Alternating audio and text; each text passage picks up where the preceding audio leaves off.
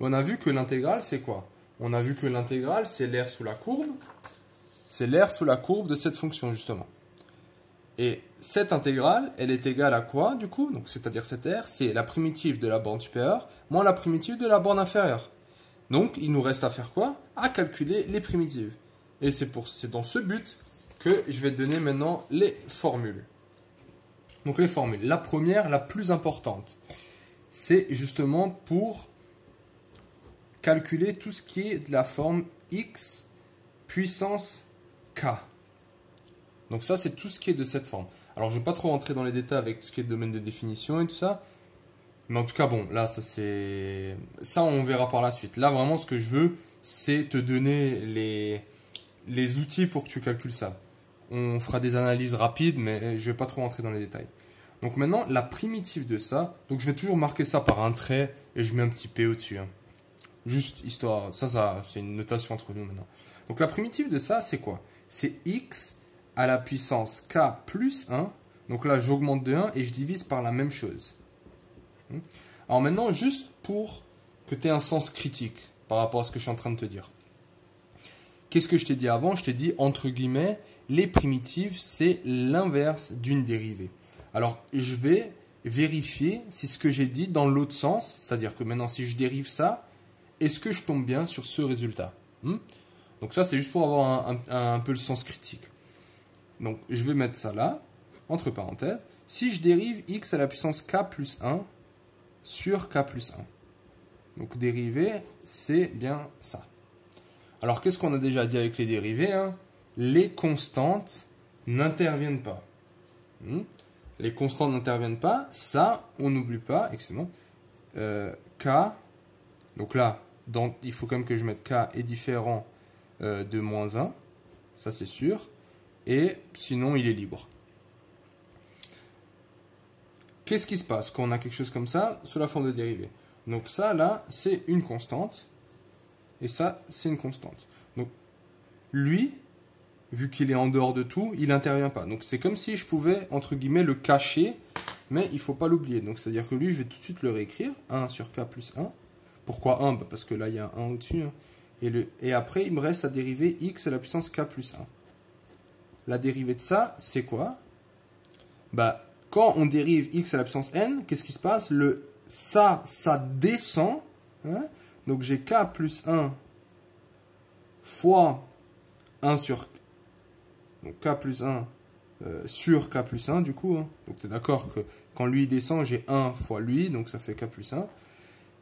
Fois x à la puissance, quoi? Bah, j'ai k plus 1 moins 1. Je perds une puissance. Ouais? Regarde. Si j'ai x à la puissance 2, la dérivée, c'est 2. Le 2, il descend. X à la puissance 2 moins 1. Ça fait bien 2x à la puissance 1. Donc 2x, quoi. Ça fait bien 2x. Donc c'est exactement cette formule que je viens d'appliquer. Qu'est-ce que j'observe? K plus 1 simplifie K plus 1. Et plus 1 moins 1, ça fait 0. Donc je me retrouve avec x à la puissance k. Et c'est bien ce qu'on a dit. Ok? Donc, primitive de x à la puissance k, c'est quoi? Je monte 1 à la puissance et je divise par la même chose. Donc vraiment, tu vois, juste pour que tu retiennes ça facilement, c'est k plus 1 divisé par k plus 1. Très bien. Donc ça, c'est vraiment la formule donc c'est sûr, c'est la formule la plus importante. Alors, je vais faire un peu différemment. Je ne vais pas te balancer toutes les formules comme la plupart des gens y font. Mais on va voir qu'à partir de cette formule, on fait beaucoup de choses. Je m'explique. Regarde maintenant. Je vais appeler ça un petit 2 alors que c'est exactement la même chose. Si maintenant, je te demandais de faire quoi? De faire la primitive de 1 sur x à la puissance k. Donc, je vais juste dire que k est plus grand que 1. Ça, c'est la seule condition que je vais mettre sur k. Donc, je vais dire k est plus grand que 1. Là, je peux avoir... à partir de 1,001, ça peut marcher, ou à partir de 2, ça marche.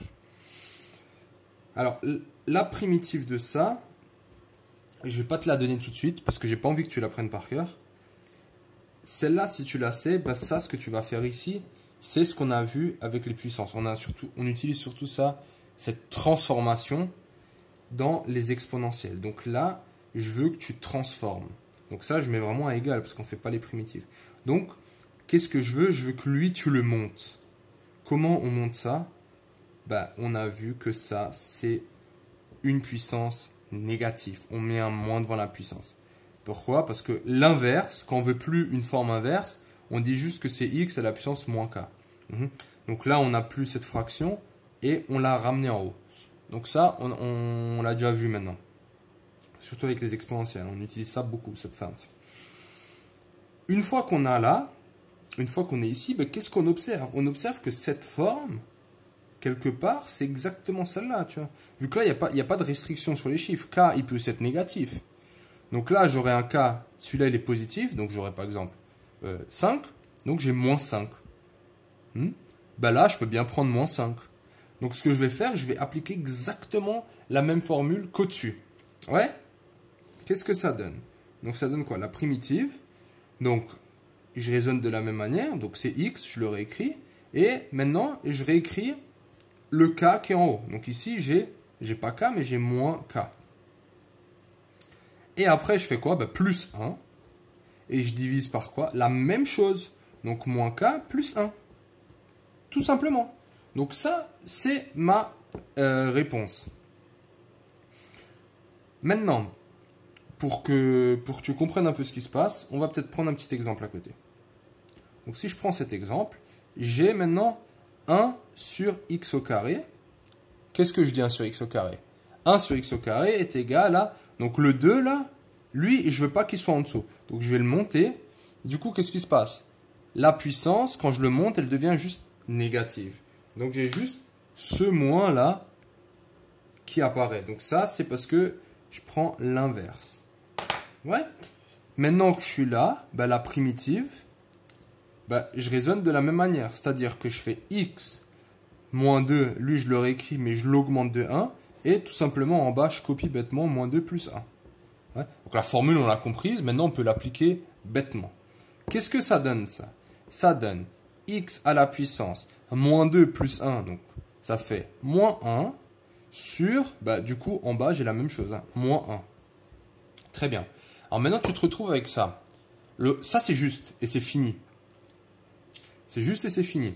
Bon, là, juste, je précise un x différent de 0 au cas où. Alors, là, c'est juste et c'est fini. Mais maintenant, tu vois, bah, je pense que on n'est pas trop habitué, surtout au niveau, donc à ce niveau-là, de travailler avec des puissances négatives. Donc, visuellement, ça ne nous parle pas trop. Alors, ce que je vais faire, je vais la redescendre, cette puissance. Comment je la redescends? Bah, le système, c'est le même. Si ça, c'est égal à ça, bah, ça, c'est égal à ça. Donc, dès que j'ai une puissance négative, donc lui, là, j'ai quoi? J'ai 1 sur moins 1. Donc, j'ai 1 sur moins 1. Là, je l'écris devant. Après, j'ai fois quoi? X à la puissance moins 1. Et ça, justement, donc 1 divisé par moins 1, donc ça fait moins. Parce que, voilà, le moins, si je le mets en bas, si je le mets en haut, c'est la même chose. Et maintenant, comment je descends lui? Ça, c'est ma question. Lui, comment je fais pour le descendre? Bah, quand j'ai une puissance négative, bah, pour le descendre, il suffit de faire 1 sur. Et la puissance négative, là, elle devient positive. Donc, tout simplement, ça fait moins 1 sur x.